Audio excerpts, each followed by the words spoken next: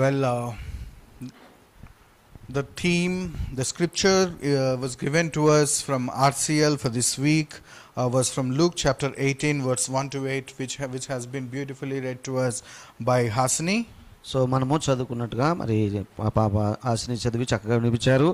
ఆర్సీఎల్లో మనకి ఇవ్వబడింది లోకాసు వార్త 18వ అధ్యాయము 1 నుండి 8 వచనాలు.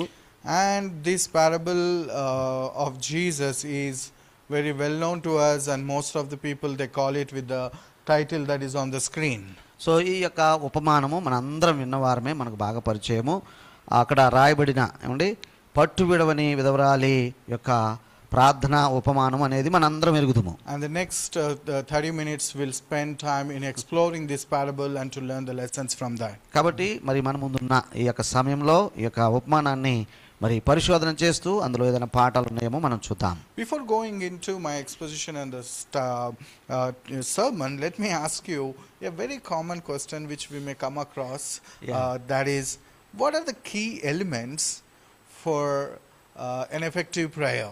కాబట్టి వర్తమానంకు వెళ్ళక ముందు ఈ యొక్క చదవబడిన వాక్యాన్ని వివరించక ముందు ప్రార్థనలో ముఖ్యంగా ఏ ఏ విషయాలు ఉండాలి అని నేను మిమ్మల్ని ప్రశ్నిస్తూ ఉన్నాను.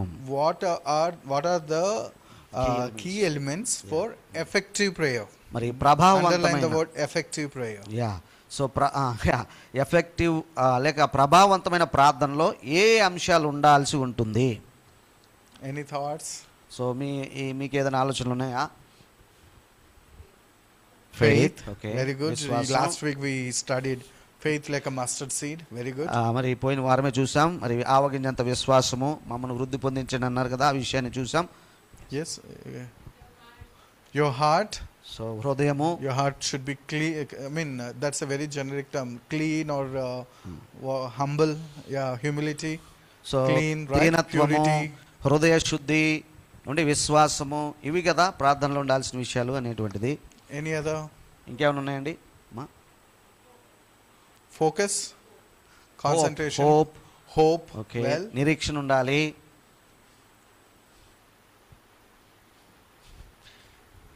Any other? సో ఇంకేమైనా ఉంటాయి? Yeah, trust, faith, trust in the Lord. ప్రభునందు విశ్వాసం ఉండాలి, అలాగే అడిగినవి పొందుకుంటామన్న నమ్మకం కూడా ఉండాలి అనేటువంటిది. Persistence.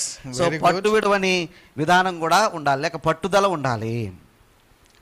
Persistence in the sense still until something happen you should pray, right? మరి పట్టు విడవని యొక్క పట్టుదల అంటే అడిగినది జరిగే వరకు విడవకుండుట అనేది అర్థం కదా. Somebody forgot something very.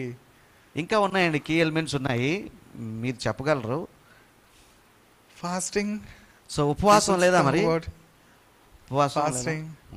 Some say in order to have an effective prayer you should pray with the scripture. మరి ప్రభావవంతమైన ప్రార్థనలో లేఖనాలు ఎత్తుపట్టి చేయాలని చాలా మంది చెప్తారు కదా. Because of that some people they quote so many verses here and there. Nowadays people are quoting not the verses because they are forgetting memorizing those words, so they are quoting the scripture references in prayer. మరి ప్రార్థనలో వాక్యాలను ఎత్తుపట్టి ప్రార్థన చేయడం మరి అదొక పద్ధతి ఉంది కదా, చాలా మంది చేస్తూ ఉంటారు కదా. So with scripture references they pray. Okay. So మరి ఇప్పుడు ఈ ఆధునికంగా ఏం చేస్తున్నారంటే వాక్యాన్ని కోట్ చేయడానికి బదులు రిఫరెన్స్ కోట్ చేసుకుంటూ ప్రార్థనలు చేస్తూ ఉన్నారు. Okay.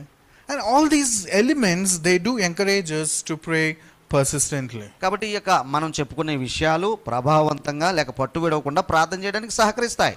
All these encourage us spiritually, and all these are various spiritual disciplines which enrich our spiritual journey with the Lord. మరి ప్రభుతో మన ఆధ్యాత్మిక ప్రయాణంలో ఇప్పుడు మనం చెప్పుకునే విషయాలన్నీ కూడా అవి సహకరణం చేస్తూ ఉంటాయి. We come across certain words where I'm not able to relate to them. I'll share them with you. You think about them. మరి కొన్ని పదాలు ఉన్నాయండి, వాటిని నాకు అంతగా గ్రాహ్యం కావట్లేదు, మీ సహాయం నేను కోరుతున్నాను వాటి అర్థం చేసుకోవడానికి. Prayer warriors, have you heard about this word? ప్రార్థనా యోధులు అనే మాట విన్నారా? Prayer warriors విన్నారండి లేదా? Okay. I wonder with whom are they fighting? So యోధులు అంటే పోరాటం చేసేవారు కదా, ఈ మరి ఈ ప్రార్థనా యోధులు ఎవరితో పోరాటం చేస్తున్నారని నాకు అనిపిస్తూ Are they ఉంటుంది. fighting with God మరి దేవునితో పోరాటం చేస్తున్నారా or ఏంటి? are they fighting with someone else? మరి లేదంటే ఇంకా వేరే ఎవరితోటైనా పోరాటం చేస్తున్నారా? And we hear an acronym which is very famous, PUSH, PUSH, push. అలాగే ప్రార్థనలో ఒక మరి ఎబ్రివేషన్ వాడుతూ ఉంటారు కదా. This acronym means pray until something happen. So ఏదోటి జరిగే వరకు ప్రార్థన చేయి, ప్రే అంటిల్ సంథింగ్ హ్యాపెన్స్ అని ఒక మరి ఎబ్రివేషన్ అక్రోనిమ్ కూడా పెట్టారు. And if you go to any Christian bookstore, you will find number of books having titles saying 7 steps to perfect effective prayers. So ఎప్పుడైనా మీరు క్రైస్తవ పుస్తకశాలకు వెళ్ళి చూడండి, ప్రార్థన మీద చాలా పుస్తకాలు ఉంటాయి, ఇట్లాంటి టైటిల్స్ కనబడతాయి. ప్రభావవంతమైన ప్రార్థనకు 7 మెట్లు అనేటువంటిది, Secrets for effective prayer. మరి ప్రభావవంతమైన ప్రార్థనకు రహస్యాలని. You'll come across many of those books. మరి అట్లాంటి పుస్తకాలు మీకు ఎదురు పడతాయి ఆ స్టోర్లో. And I'm not saying all these things are bad. So ఇవి తప్పని నేను చెప్పిన మాట్లాడటం నా ఉద్దేశం కాదు. Many of them are good. They enrich our spiritual journey and our experience. మరి మన యొక్క అనుభవాలు, మన ఆధ్యాత్మిక ప్రయాణాన్ని ఈ పుస్తకాల రూపంలో అవి మనకు మేలు చేస్తాయి. And Jesus also gave some of the parables related to these matters. అయితే యేసు ప్రభు కూడా ఈ విషయాలను గురించి మరి అక్కడ ఉపమానాల రూపంలో చెప్పవలసినంత ఆయన చెప్పి ఉంచాడు. But whenever I hear these words about 7 steps to effective prayer and or secrets for effective prayer, prayer warriors kind of words, push, these words, I feel like, the perspective, the kind of sense that comes to me listening to those words is as if God is so reluctant to answer us, so that we need to use various techniques and steps to make him do what we want to. చూడండి, ప్రార్థనలో మనం అడిగింది దేవుడు చేయడానికి దేవుడు అసలు ఇష్టపడటం లేదు, మొదటి స్థానంలో ఆయన ఇష్టపడటం లేదు. ఒకవేళ అడిగాక ఏదో తీసుకోలే అన్నట్టుగా ఏమండి అట్లా చేస్తాడన్నట్టుగా ఈ 7 అడుగులు లేదంటే 7 రహస్యాలు లేదంటే పుష్ అనే అక్రోనిమ్స్ కానీ ఇవన్నీ కూడా మరి లేదంటే ప్రేయర్ వారియర్స్ అనేటువంటి మాట కూడా ఆ మాటలో మనకు అలాగ అనిపిస్తూ ఉంటుంది. Sometimes people say you pray until it happens. మరి ప్రజలు ఇలా చెప్పడం మనం విన్నాం కదా, ప్రార్థన చేయాలి, అడిగేది జరిగే వరకు చేయాలని చెప్పడం మనం విన్నాం కదా. Sometimes it feels me like children's tantrums. మరి పిల్లల చేష్టలు ఇవి నాకు కనబడుతూ ఉంటాయి. Tantrums. అదే చిలిపి ఆశలు వేస్తారు చూడండి, పిల్లలు అల్లరి ఉంటుంది చూడండి, అట్లాంటిగా అనిపిస్తూ ఉంటుంది. And they want something. మరి పిల్లల విషయం చూసారా, లేదంటే మన విషయంలో ఎవరైనా ఏదైనా ఒకటి కావాలనుకుంటే until the parents give, they do all sorts of feats. చూసారా, మరి పిల్లలకి ఏదో ఇష్టపడుతుంటుంది, ఎక్కడో చూస్తారు, అది ఇచ్చేదాకా పేరెంట్స్ కొనిచ్చేదాకా అన్నట్టుగా ఎంత మారం చేస్తారో మీకు తెలుసు కదా. So all these techniques for effective prayer, these all sound to me more like the children tantrums, how we need to play tantrum with before God so that he may do and give what we want. మరి మనకు అవసరమైనది ఏమండి, పిల్లలు ఎలాగైతే మారం చేసి పొందుకుంటున్నారో అలాగే కూడా కొన్నిసార్లు ఈ పని చేసి ఆ పని చేసి మరి ఇలాగూ చేసి అలాగూ చేసి ఒక మారం చేసినట్టుగా చేసి పిల్లలు వేసినట్టుగా మరి వేషాలు వేసినట్టుగా పొందుకోవటం అనేది ప్రార్థనలో కూడా నేను అప్పుడప్పుడు చూస్తూ ఉంటాను. Sometimes the persistent prayer, that itself also sounds like tantrum before God. కాబట్టి కొన్నిసార్లు పట్టుదలతో చేసే ప్రార్థన కూడా ఇదిగోండి పిల్లల మారం లాగానే కనబడుతూ ఉంటుంది. And this parable, many people title it as the parable of the persistent widow. మరి ఈ యొక్క ఉపమానానికి మరి పెట్టిన శీర్షిక ఏమిటంటే మరి ఆ యొక్క పట్టు విడువని విధవరాలి యొక్క ఉపమానము అనేటువంటిది.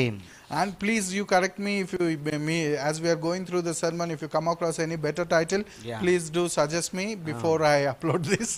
I'm looking for good titles. చూడండి, ఇది సర్వసాధారణంగా ఇవ్వబడిన శీర్షిక, అందరూ చెప్తూ ఉంటారు.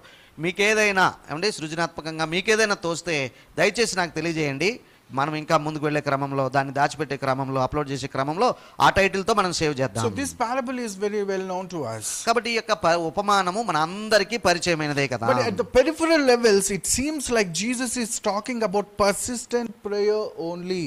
అయితే ఒక్కసారి పైనుండి అలా చూస్తే పట్టు విడవని ప్రార్థన కోసమే ప్రభు మాట్లాడుతున్నాడు అన్నట్టుగా అనిపిస్తూ ఉంటుంది. That is on the peripheral levels if you just read it. కాబట్టి ఒకసారి అలా చదివినప్పుడు పిల్లరా అవును నిజమే ప్రభు మరి పట్టు విడవకుండా ప్రార్థన చేయాలంటున్నాడు అన్నట్టుగా అర్థం వస్తూ ఉంటుంది. And in fact, taking Luke chapter 18 verse 1, people say it is about persistent prayer, where it is written, then he spoke a parable to them that men always ought to pray and not lose heart. చూసారండి, ఆ మొదటి వచనంలో మనకు కనబడుతుంది, వారు విసుకక నిత్యము ప్రార్థన చేయవలనంటుటకు, ప్రార్థన చేయుచుండవలనంటుటకు ఆయన వారితో ఈ ఉపమానము చెప్పాడు. But the parable is talking about much deeper truths than what has been in outward layer. We quoted. మరి మనము పైగా ఆ యొక్క ఒకసారి చూసినప్పుడు, పరిశీలన చేసినప్పుడు కనబడే దానికంటే ఇంకా లోతైన సందేశము ఈ ఉపమానంలో మనం చూడవచ్చును.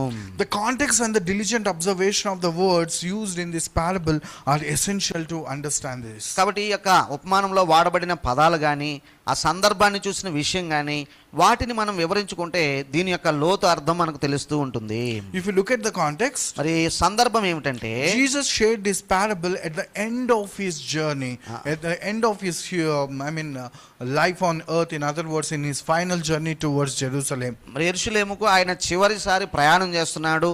ఆ సమయంలో చెప్పబడిన సందర్భం ఇది, ఈ యొక్క ఉపమానము. And this parable doesn't directly start saying like he spoke a parable to them. మరి ఈ ఉపమానము చెప్పారు అని మనం చదువుతున్నాం కానీ అట్లానే ప్రారంభించబడలేదు.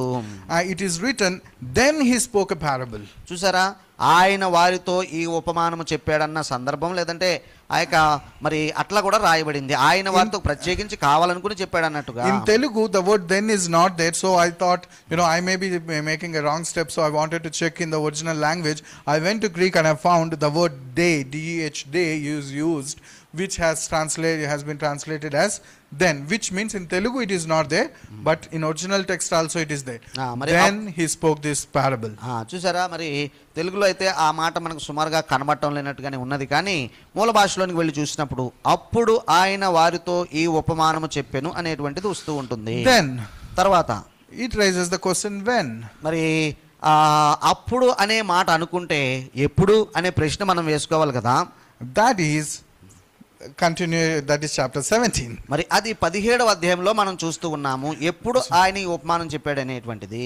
So this parable is given in the context of chapter 17, where it is talking about the coming kingdom of God. చూసారా, 17వ అధ్యాయంలో ప్రభు రాజ్యం రావటము అనే సందర్భం ఏదైతే చెప్పబడుతూ ఉన్నదో ఆ సందర్భాన్ని ఉటక్కిస్తూ దానికి అనుగుణంగానే ఉపమానం చెప్పినట్టుగా మనం గమనించుకుంటాము. In that context, related to those matters, the coming kingdom, end of days, he is speaking this parable. కాబట్టి రాబోయే ఆయన రాజ్యము లేదంటే చివరి దినాలు అన్నటువంటి సందర్భం 17వ అధ్యాయంలో ఏదైతే మనం ఉంటుందో దానికి సంబంధించే ఈ ఉపమానం కూడా చెప్పడం జరిగిందనేది మనం గమనించాలి. Luke 17 verse 20 to 21 we'll find that Pharisees asked when the kingdom of God would come. Jesus said the kingdom of God is within you. చూసారా, 17వ అధ్యాయం 20వ వచనంలో చూసినట్లయితే దేవుని రాజ్యం ఎప్పుడు వచ్చునని పరిసయ్యులు ఆయనను అడిగినప్పుడు ఆయన దేవుని రాజ్యము ప్రత్యక్షంగా రాదు అని చెప్పేశారు. And then Pharisees asked the question, he said kingdom of God is within you or amongst you. And then he started giving an exposition to the disciples that you will find in 22 to 37. మరి 21 నుంచి కూడా 22 23 వచనాల్లో కూడా ఎందుకనగా ఇదిగో దేవుని రాజ్యం మీ మధ్యనే ఉన్నది కనుక ఇదిగో ఎక్కడని అదిగో అక్కడని చెప్ప వీలు పడదని వారికి ఉత్తరం ఇచ్చాడు. ఇట్లాంటివన్నీ కూడా వివరణ ఇచ్చుకుంటూ ఆయన వస్తూ ఉన్నాడు. Pharisees asked the question, but the explanation given to the disciples. అయితే పరిసయ్యులు ప్రశ్న అడిగారు, వివరమేమో శిష్యులకు చెప్పబడుతుంది. And verse 22 to 37 we find that he explained how it would be before the kingdom of God in its fullness. కాబట్టి దేవుని రాజ్యం సంపూర్ణంగా వచ్చినప్పుడు పరిస్థితులు ఎట్లా ఉంటాయి అనేది 22వ వచనం నుండి 37వ వచనం వరకు మనం చూస్తూ ఉన్నాం 17వ అధ్యాయంలో. As he is explaining how the kingdom of God would come, then he gave this parable. కాబట్టి ఏ రీతిగా దేవుని రాజ్యం వస్తుందని అడిగిన పరిశీలక ప్రశ్నకు శిష్యులకు సమాధానం చెప్తూ ఈ యొక్క ఉపమానాన్ని ఆ యొక్క సందర్భంలో చెప్పినట్టుగా మనం గమనించాలి. So it reminds us that we need to understand this parable in the light of end of days. కాబట్టి ఈ యొక్క ఉపమానము మనం ఎలాగ అర్థం చేసుకోవాలంటే అంత్య దినాలకు సంబంధించినదిగా దానికి సంబంధపడి ఉన్నదన్నట్టుగా మనం అర్థం చేసుకోవాలి. Most of the times we'll be focusing on how she prayed, how the widow prayed, but many a times we forget giving attention to what did she pray. కాబట్టి ఆమె ఏమి ప్రార్థన చేసిందో అనే దాన్ని మనం చాలాసార్లు ఏమంటే మరి దాన్ని దాటిపోయి ఎలా ప్రార్థన చేసింది అన్నట్టుగా ఆ విషయాలనే మనం ఎక్కువగా మనము గమనిస్తూ ఉంటాం కదా. Let me tell you, understanding the content of our prayer is the key to this parable. కాబట్టి ఆ యొక్క ప్రార్థనలో ఉన్న సారాంశమును గ్రహించటమే ఈ ఉపమానంలో ఉన్న ప్రధాన విషయమై ఉంటూ ఉన్నది. The scripture is here. మరి ఇక్కడ లేఖన భాగం మీకు చూపించబడుతుంది. Let's look at it. The content of her prayer. మరి ఆమె ప్రార్థనలో ఉన్న సారాంశం ఏమిటో ఇక్కడ మనం చూడబోతూ ఉన్నాము. We understand that she is praying for justice from her adversaries. మరి తన యొక్క ప్రతివాదికిని ఆమెకును న్యాయము తీర్చుమని ఆమె అడుగుచూ వచ్చింది. And verse 3 you will find, now there was a widow in the city and she came to him saying, get justice for me from my adversary. కాబట్టి 3వ వచనంలో అది మనం చూస్తున్నాం. ఒక పట్టణంలో ఆ పట్టణంలో ఒక విధవరాలును ఉండెను. ఆమె అతని వద్దకు తరచుగా వచ్చి నా ప్రతివాదికిని నాకును న్యాయము తీర్చుమని ఆయనను అడుగుచూ వచ్చెను. And what did the unjust judge said at the end? మరి యొక్క అన్యాయస్తుడైన న్యాయాధిపతి ఏం చేశాడండి? He said that he will avenge the people, otherwise he will give her justice. కాబట్టి చివర్లో ఒక తీర్మానానికి వచ్చాడు, నేను తప్పనిసరిగా ఈమెకు న్యాయం తీర్చేస్తాను బాబాయ్ అన్నట్టుగా కనబడుతుంది. She is not asking for any healing. మరి ఆమె స్వస్థత కోసం అడుగుతున్నట్టుగా మనం ఇక్కడ చూడడం లేదు. She is not asking for food. మరి భోజనం పెట్టండి బాబు అని ఆమె అడగడం లేదు. She is not asking for money. మరి పైసలు ఇవ్వండి, డబ్బులు ఇవ్వండి అని అడగడం లేదు. She is not asking for any blessings. మరి పలానా ఆశీర్వాదం నాకు కావాలి అని ఆమె అడగడం లేదు. She is not asking for job. మరి ఒక ఉద్యోగాన్ని అనుగ్రహించండి అని అడగడం లేదు. She is asking for justice. మరి ఆమె న్యాయము కావాలని కోరుకుంటూ ఉన్నది. And the same thing this unjust judge said that I will give her. మరి ఈ యొక్క అన్యాయస్తుడైనటువంటి న్యాయాధిపతి నేను ఆమెకు న్యాయము తీరుస్తానని తనలో తాను అనుకున్నాడు. The justice from her adversaries. చూసారా, ప్రతివాదికిని ఆమెకును న్యాయము తీర్చాలని ఈయన నిశ్చయం చేసుకున్నాడు.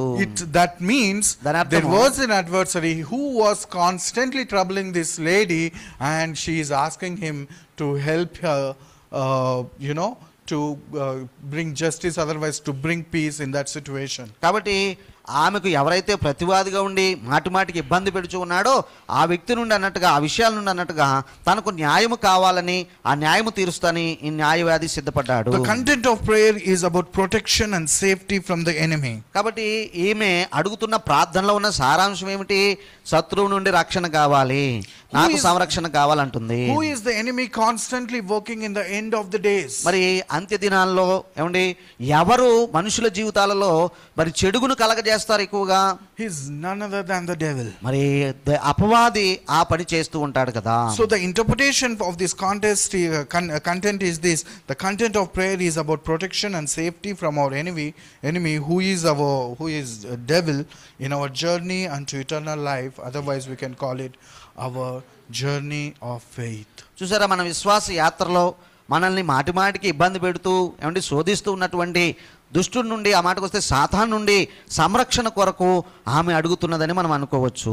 In our lives also it is the same. మరి అలాగే మన జీవితాల్లో కూడా అది నిజమై ఉంటూ ఉన్నది. So Jesus is telling us that we are to cry to God day and night for our faith journey. చూసారా, అనుదినము, ఆ మాటకు వస్తే పగలు రాత్రి అన్నట్టుగా మనం విశ్వాస యాత్రను గురించి ప్రభు దగ్గర మనం మొరపెట్టుకోవాలన్నటువంటి ఉద్దేశాన్ని ప్రభు ఈ యొక్క ఉపమానం ద్వారా చెప్పకనే చెబుతున్నారు. The word widow tells us she is helpless and hopeless. మరి ఈ యొక్క విధవరాలి సంగతి చూసినట్లయితే ఆమె నిస్సహాయురాలు, ఏమండి ఆశను కూడా వదులుకున్న స్థితిలో ఉన్నది. This tells us a truth about us that we are like helpless and vulnerable people and completely dependent on God, just like the widow. మరి ఈ యొక్క విధవరాలు ఎలాగైతే మరి నిస్సహాయురాలుగాను ఆశలేనిదిగా ఉంటుందో, క్రైస్తవ జీవిత యాత్రలో మన జీవితాలు కూడా చాలాసార్లు నిస్సహాయులుగాను అంటే నిరీక్షణ లేని వారుగా మనం ఉంటున్నాము. మనము ప్రభుని అడగాల్సి ఉంటుంది. My brethren, our faith journey is like a journey in the paths of thieves. చూసారా, దొంగల మధ్యలో మరి మనం ప్రయాణం చేస్తున్నాం కదా. We are vulnerable to robbery. మరి ఆ బందిపోటు దొంగల మధ్య మనం జీవనం సాగిస్తున్నాం కదా. This devil, he wants to rob us out of our clothes and make us walk naked, which is the clothes of holiness. చూసారా, ఏమంటే మన నుండి ఏమంటే పరిశుద్ధత అనే వస్త్రాలను దొంగిలించి మనం దిగంబరులుగా అయిపోవాలని శత్రువు ఎల్లప్పుడూ ప్రయత్నం చేస్తూ ఉన్నాడు. He is constantly working so that he may strip us out of our life of faith. మరి మన విశ్వాస జీవితాన్ని తునాతునకలు చేయాలని, దాన్ని మన నుండి తొలగించాలని శత్రువు చెయ్యని ప్రయత్నం లేదు కదా. He is constantly troubling us. మరి నిరంతరాయంగా ఎల్లప్పుడూ బాధ పెడుచూనే అతడు ఉన్నాడు. That's why Jesus asks us that we ought to cry out to the Lord day and night. అందుకనే దివారాత్రము మీరు మొరపెట్టుకోవాలి అన్నటువంటి ఉద్దేశాన్ని ప్రభు ఈ ఉపమానంలో చెప్పుచున్నారు. Apostle Paul tells in 2 Timothy 4:7, I have fought the good fight, I finished the race. Then comes the interesting word, I have kept my faith. చూసారా, ఆ యొక్క 2వ Timothy పత్రిక 4వ అధ్యాయం 7వ వచనంలో నేను నా పరుగును తుదముట్టించాను, నా విశ్వాసాన్ని కాపాడుకున్నాను ఏమండి అనేటువంటి అద్భుతమైన మాట, నా విశ్వాసాన్ని కాపాడుకుంటున్ననేటువంటి మాట మనం గమనించాలి. 2 Timothy 4:7లో The fight is always about keeping our faith. కాబట్టి ఇవి పోరాటము విశ్వాసాన్ని కనిపెట్టుకుని లేదంటే దాన్ని అట్టు పెట్టుకుని ఉండే విషయంలోనే పోరాటం ఉన్నది. It is so easy to leave faith. కాబట్టి విశ్వాసాన్ని త్యాగం చేయాలంటే లేదంటే విడిచిపెట్టాలంటే చాలా సులువుగా శోధనలు వస్తూ ఉంటాయి. But holding on to it is the toughest job, and devil is constantly working in our lives so that we may lose faith. కాబట్టి విశ్వాసాన్ని మన నుండి దూరం చేయాలని, మన విశ్వాసాన్ని కాపాడుకోకుండా పోగొట్టుకోవాలని శత్రువు ప్రతినిత్యము దివారాత్రం అన్నట్టుగా శోధన చేస్తూనే ఉన్నాడు. Why this parable has to be seen in those lines? మరి ఎందుకు ఈ యొక్క అర్థంలో ఈ ఉపమానాన్ని మనం అర్థం చేసుకోవాలంటే, because even the last verse also it says, nevertheless when the Son of Man comes, will he really find the faith on the earth? చూడండి, ఆ యొక్క 8వ వచనం 2వ భాగంలో ఉంటుంది, ఆయనను మనుష్య కుమారుడు వచ్చినప్పుడు ఆయన భూమి మీద విశ్వాసాన్ని కనుగొనునా. ఈ మాట ఎందుకు చెప్పాలి మరి అన్నట్టుగా మనం అర్థం చేయాలి. This is in the context of the faith journey of faith, where constantly devil is fighting against us, attacking us. మనను దాడి చేస్తూ మన నుండి విశ్వాసాన్ని దొంగిలించాలని నిరంతరాయంగా దివారాత్రులు ప్రయత్నం చేస్తున్న దుష్టుని నుండి కాపాడబడడానికి మెలకువగా ఉండండి, ప్రార్థన చేసుకోండి అని చెప్పే ఉద్దేశంలో ఈ యొక్క ఉపమానం చెప్పబడింది. Amidst of the problems that we face, మరి మనము ఎన్నో సమస్యలు గుండా మనం ప్రయాణం చేస్తున్నాం the challenges the world throw at us, మరి ప్రపంచము ఎన్నో సమస్యలను మనకు విసురుతుంది కదా. the pain our relationships bring, మరి అలాగే మన సంబంధాల్లో కొన్నిసార్లు ఎక్కడ లేని బాధను అనుభవిస్తున్నాం కదా. last week we have seen we need faith to bring forgiveness. చూసారా, పోయిన వారం మనం చూసుకున్నాము, మరి క్షమించడానికి విశ్వాసం ఎంత అవసరం అనేది పోయిన వారం మనం చూసాము. And in the unfair systems that we are living in, అలాగే అన్యాయస్తమైన వ్యవస్థలు ఏమండి వాటి మధ్య జీవించడం లేదా మనం, and the demands of the growing consumerism keeping our faith in a very difficult situation. కాబట్టి మన విశ్వాసాన్ని ప్రతినిత్యము సవాలు చేసే విధంగా ఏమండి ఈ యొక్క మరి కన్స్యూమరిజం, ఈ యొక్క వినియోగదారులు ప్రతిదీ నాకు కావాలనే ఆ యొక్క వస్తువు మరి సంబంధమైన విషయాల మధ్య మనం శోధించబడుతూ ఉన్నాం కదా. In this light, keeping faith is so very difficult. We are constantly fighting war with the devil to keep our faith. కాబట్టి ఈ యొక్క ప్రస్తావించబడిన ఈ సవాళ్ళన్నిటి మధ్య మన విశ్వాసాన్ని కాపాడుకుంటకు పట్టుదల కలిగి ఉండాలన్న ఉద్దేశాన్ని ఈ ఉపమానం మనకు తెలియజేస్తుంది. This prayer is about faith journey, so we need to pray until we finish the race and keep our faith. మన విశ్వాసాన్ని కాపాడుకుని మన విశ్వాసయాత్రను ముగించే వరకు ఏమండి మనము పట్టుదల కలిగి ఉండాలన్న ఉద్దేశాన్ని ఈ ఉపమానంలో మనం చూసుకుంటూ వస్తున్నాము. That is what the content of the prayer or what this prayer is about. కాబట్టి ఆమె ప్రార్థనలో ఉన్న సారాంశం ఇదేనండి, ఆ విషయం అంతా ఇదే అని మనం గమనించాలి. Then how to pray? So తర్వాత ఇంకొక విషయాన్ని మనం గమనిస్తే ఎలా ప్రార్థన చేయాలి మరి? The answer we find to pray day and night. కాబట్టి ఎలా ప్రార్థన చేయాలనే దానికి జవాబు ఏమిటంటే దివారాత్రులు ప్రార్థన చేయాలి. Why do we need to pray day and night? మరి దివారాత్రులు ఎందుకు మొరపెట్టుకోవాలి? Because we always face the tricks and arrows and snares set by our adversary the devil 24/7. ఎందుకంటే మరి రోజులో 24 గంటలు శత్రువు వేసే బాణాలు ఏమంటే ఆ యొక్క సవాళ్ళు అన్ని ఎదుర్కొంటూ ఉంటాం కనుక మనము కూడా దివారాత్రము ప్రార్థన చేయవలసిన అవసరం ఉన్నది. Revelation chapter 12 verse 10 says that the devil who accused believers or the saints before God day and night he is working. So ప్రకటన గ్రంథము 12వ అధ్యాయంలో 10వ వచనంలో ఒక మాట ఉంటుందండి, అదేమిటంటే ఇదిగో అపవాది మరి రాత్రింబగళ్ళు మన దేవుని ఎదుట మన సహోదరుల మీద నేరము మోపువాడైన అపవాది. Devil is constantly accusing us, and only one who could help us in this situation is God himself. So we have to cry to the Lord day and night. మరి కాబట్టి దివారాత్రులు ప్రార్థన చేయాల్సిన అవసరం ఎందుకున్నదంటే ఇటువంటి 24 గంటలు అన్నట్టుగా శోధింపబడే మనకు సహాయం చేయగలిగిన వాడు ఒక్క దేవుడే గనుక మనము ప్రార్థన చేస్తూ ఉండాలి. He is constantly attacking. మరి ఆయన నిరంతరాయంగా దాడి చేస్తూనే ఉన్నాడు శత్రువు. The same point has been explained in the context that is in Luke 17 the last verse 37. మరి చూడండి, అదే ఉద్దేశము 17వ అధ్యాయము 37వ వచనంలో మనం చూస్తూ ఉన్నాము. This is the last verse before chapter 18. మరి 18వ అధ్యాయం ప్రారంభం కాకముందు 17లో చివరి వచనము, wherever the body is there the eagle will be gathered together. చూడండి, అక్కడ ఒక మాట చెప్పాడు ప్రభు, మరి ఆ పీనుగు ఎక్కడ ఉన్నదో అక్కడ గద్దలు పోగొనని వారితో చెప్పాడు. Which means దాని అర్థం ఏంటంటే the eagles are constantly will be looking at the dead bodies so that they can go and eat. చూసారా ఆ యొక్క గద్దలు మృత కళేబరాలను ఎంత ఆతృతగా వెతికి వాటిని మరి తినడానికి అన్నట్టుగా ప్రయత్నం చేస్తాయి కదా, అట్లాంటిదే పరిస్థితి అనేటువంటిది. They may not appear in the close proximity, but they will be watching from hundreds of feet in the sky. They will be constantly looking at the dead bodies so that they can go and pray on them. కాబట్టి యొక్క గద్దల యొక్క మరి పని ఎలా ఉంటుందంటే అవి మనకు చుట్టూరా మన దగ్గరికి కనబడవు, ఎక్కడో దూరాన్ని ఆకాశంలో పైగా ఉండి ఎక్కడ కళేబరం ఉందా అన్నట్టుగా అవి ఎంతో మరి పరిశీలనగా చూస్తూ ఉంటాయి. Just waiting for the opportunity. మరి ఎక్కడ దొరుకుతుందా నాకు అవకాశం అని గద్దలు ఎలాగైతే ఉంటాయో ఏమండి అట్లాంటిది శోధన కూడా ఉంటుంది అన్నట్టు. That is the same way the devil is constantly eagerly waiting to find opportunities so that he can pull us, strip us out of our faith. మన యొక్క విశ్వాసాన్ని ఏమండి మరి తొలగించడానికి శోధకుడు కూడా గద్దలు పినుగు కొరకు ఎలాగైతే కనిపెట్టుకుని చూస్తున్నాయో అదే విధంగా శోధకుడు నిరంతరాయంగా మనకు కనబడకుండానే మన చుట్టూ మరి అతడు కనిపెడుతూ ఉన్నాడు. So we ought to pray day and night and persistently. అందు గురించే పట్టుదల కలిగి ప్రార్థన చేయాలి, దివారాత్రము ప్రార్థన చేయాలి అనేటువంటిది మనం గమనించుకోవాలి. So from this parable, ఈ యొక్క ఉపమానంలో praying persistently, does it mean God is reluctant to answer our prayers? కాబట్టి ఇక్కడ గమనించుకోవాలండి, మనం ప్రారంభంలోనే It's a question. సో పట్టుదలగా వదలకుండా ప్రార్థన చేయాలంటే దేవుడు మన ప్రార్థనలు వినడానికి ఇష్టపడటం లేదా? No, అట్లా convince him, not to move him. చూడండి, పట్టుదల కలిగి ప్రార్థన చేయి, ఆయనను కదిలించు అనే పరిస్థితి ఏమీ లేదండి. And many a times as we read this parable we think God is just like this unjust judge, so he is not listening. We need to pray, then he will be moved to answer us. కాబట్టి చాలాసార్లు ఈ ఉపమానంను ఆ యొక్క పైన చదివి ఏమనుకుంటారంటే దేవుడు ఈ అన్యాయస్తుడైన న్యాయాధిపతిలాగా ఉన్నాడు కాబట్టి ఆయనను మనం గోజాడాలి, వేడుకోవాలి, అప్పుడే ఆయన పని చేస్తాడన్నట్టుగా మరి పైన చూస్తే మనకు అర్థమవుతూ ఉంటుంది. Scripture tells very clearly that God is not like this unjust judge. కాబట్టి అయితే దేవుడు ఈ అన్యాయస్తుడైన న్యాయాధిపతి లాంటి వాడు కాడు అనేది మనం లేఖనంలో చూస్తున్నాము. Verse 4 and 5. మరి 4-5 వచనాల్లో ఆ విషయం మనం చూస్తాము. Here it is written, though I do not fear God, this is unjust judge is speaking.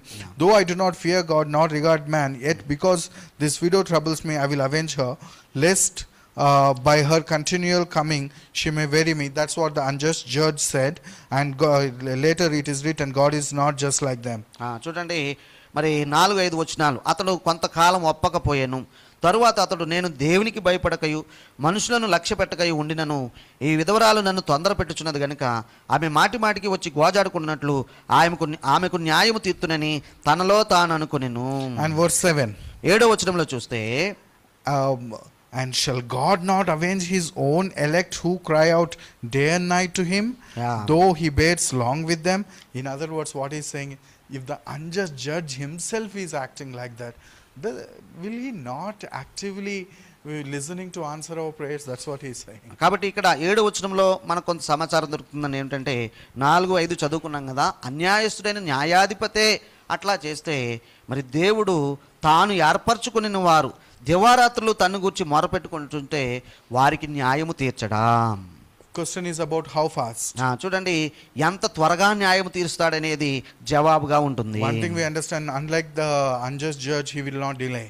కాబట్టి ఇక్కడ జవాబు ఏం తీసుకోవాలంటే అన్యాయస్తుడైన న్యాయాధిపతి లేక మాత్రం ఆయన దాటవేయడు, ఏమంటే ఆ జవాబు ఇవ్వకుండా ఉన్నాడు, ఆయన త్వరగా న్యాయం తీరుస్తాడని మనం చదువుతున్నాము. And the next word it is written, I tell you that he will avenge them speedily. చూడండి, త్వరగా న్యాయము తీర్చును. చూడండి, ఆ మాట ఉంది కదా, త్వరగా న్యాయము తీర్చును. 8వ వచనంలో ఆయన వారికి త్వరగా న్యాయము తీర్చును. Speedily. చూడండి, త్వరగా అనే మాట గమనించండి. So if he is answering speedily, what is this talking about persistently? మరి ప్రార్థనకు జవాబేమో త్వరగా ఇస్తానని ప్రభు చెప్తుంటే మరి పట్టుదల కలిగి ప్రార్థన చేయాలని చెప్తున్న ఆ సందర్భం ఏమిటి మరి? Here it is not about persistently praying, but praying day and night without losing heart. కాబట్టి ఆశను కోల్పోకుండా దివారాత్రము విశ్వాసము కాపాడుకుంటూ ప్రార్థన చేయాలనేది విషయం తప్ప ఏమంటే ప్రభువును గోజాడుకోవాలి, మాటి మాటికి అడగాలి అనేటువంటిది ఉద్దేశం కాదు. And verse 7, actually here it is, in NKJV it is written, though he bears long with them, but NASB reads like, and will he delay long over them? And a question mark. చూసారా, ఆయన వారికి త్వరగా న్యాయము తీర్చడా. 7వ వచనం చివరిలో చూడండి, ఆయన వారికి న్యాయము తీర్చడా. Question mark. యా, చూసారా? We need to fill the answer. మరి అంటే దానికి మనకు మనమే జవాబు చెప్పుకోవాలి. He will. ఆయన తప్పనిసరిగా జవాబిస్తాడు, లేక న్యాయము తీరుస్తాడు. For every time we cry unto God by night, He answers us by day. మరి చూసారా, రాత్రిపూట మొర పెడితే ఉదయకాలానికి నీ జవాబు సిద్ధంగా ఉంటుంది. Every time we cry unto Him by day, He responds by night. చూసారా, ఉదయకాలం నీవు మొర పెడుతూ ఉన్నట్లయితే లేక ప్రార్థన చేసినట్లయితే రాత్రికి నీ సమాధానం సిద్ధపడుతూ ఉంటుంది. We cry out night and day and He responds night and day until the end of this age. చూసారా, ఈ యుగాంతం వరకు రాత్రింబగళ్ళు మనము మొర పెట్టుకుంటే రాత్రింబగళ్ళు జవాబు ఇవ్వడానికి ఆయన కూడా సిద్ధంగా ఉన్నాడు. So from this very text itself we understand that He is eagerly waiting to answer quickly. So ఆ 8వ వచనంలో ఆయన వారికి త్వరగా న్యాయం తీర్చును, వారి విషయమే కదా దీర్ఘశాంతం చూపుచున్నాడు. He is eagerly waiting to hear. చూసారా, వారు మొరపెట్టుకుంటుంచుంటే, దివారాత్రులు తన్ను గురించి మొరపెట్టుకుంటుంటే ఎప్పుడు జవాబిద్దామని చూస్తున్నాడట. And the question is this. మరి ఇంకొక ప్రశ్న ఉందండి. Are we praying persistently? So మరి మనం పట్టుదల కలిగి ప్రార్థన చేస్తున్నామా? He is eager to hear. మరి ఆయనేమో వినటానికి చాలా ఆతురంగా ఉన్నాడు. Are we praying? మరి అయితే మనం ప్రార్థన చేస్తున్నామా? The question, I'm not talking about praying for our daily needs. I'm talking about praying for our faith journey. చూడండి, దైనిక అవసరాల కొరకు అనగా రోజువారీ అవసరాల కొరకు ప్రభుని వేడుకోవటం, ఆ విషయాల గురించి నేను ఇక్కడ మాట్లాడటం లేదు. కానీ మన విశ్వాస జీవితాన్ని భద్రంగా కాపాడుకుంటూ సాగిపోయే క్రమంలో ప్రార్థన చేసుకుంటాం చూడండి, వ్యక్తిగత క్షేమాభివృద్ధి కొరకు, ఆత్మీయ జీవితం కొరకు ఆ ప్రార్థన గురించి నేను అడుగుతున్నాను. When is the last time we prayed for our journey of faith? మరి విశ్వాస యాత్రలో నాకు సహాయం చేయి ప్రభువా అని చివరిసారి మనం ఎప్పుడు ప్రభును మొరపెట్టుకున్నాము? Or the moment we start praying, we are praying for our materialistic needs only. లేకపోతే అట్లా కాకుండా ఇక ప్రార్థన మొదలు పెట్టగానే నాకు అది ప్రభువా ఇది ప్రభువా అని వస్తూ సంబంధమైన జాబితానే మరి చెప్పుతూ ఉన్నామా? So we understand here it is not about persistingly praying widow, but it is about eagerly God waiting to answer the prayers. చూడండి, ఈ యొక్క పట్టుదల కలిగి విధవరాలు ప్రార్థన చేయటం అనేది ప్రాముఖ్యము అనేటువంటిది కాదు. దేవుడేమో అడిగిన వారికి త్వరగా న్యాయం తీర్చడానికి సిద్ధంగా ఉన్నాడనేది ఈ ఉపమానంలో మనం గమనించాలి. Question is, are we praying about our faith? అయితే ప్రశ్న ఏమిటంటే, మన వ్యక్తిగత మరి ఆధ్యాత్మిక అభివృద్ధి కొరకు మనము ప్రార్థనలు చేసుకుంటూ ఉన్నాం అనేది ప్రశ్న. That's why I said I have a challenge for choosing the title.